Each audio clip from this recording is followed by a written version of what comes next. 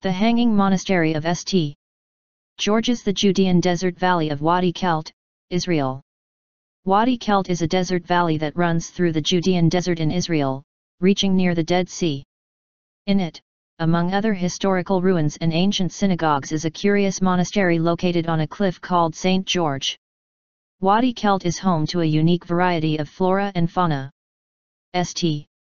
George's Monastery and one of the oldest synagogue in the world, Shalom Al Yisrael Synagogue, are located in Wadi Qelt, which has been identified with the biblical Perath mentioned in Jeremiah 13:5. Wadi Qelt endue monasteries, an old Christian religious place.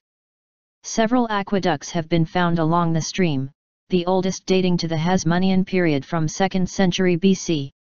The Wadi Qelt Synagogue, built as part of a Hasmonean royal winter palace, is believed to be one of the oldest synagogues in the world. The site was home to the winter palaces of Hasmonean kings and Herod the Great.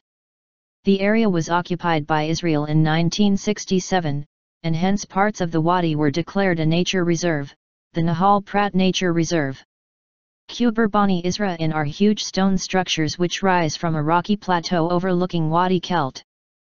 St. George Orthodox Monastery, or Monastery of St. George of Qubur is a monastery located in Wadi Qelt, in the eastern West Bank.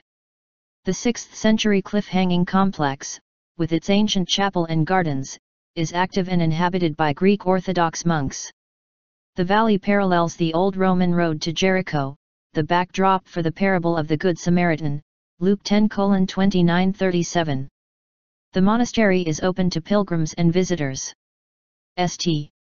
George's Monastery began in the 4th century with a few monks who sought the desert experiences of the prophets, and settled around a cave where they believed Elijah was fed by ravens. The monastery was named St. George after the most famous monk who lived at the site, Gorgias of Qubur. Destroyed in 614 AD by the Persians, the monastery was more or less abandoned after the Persians swept through the valley and massacred the 14 monks who dwelt there. The Crusaders made some attempts at restoration in 1179.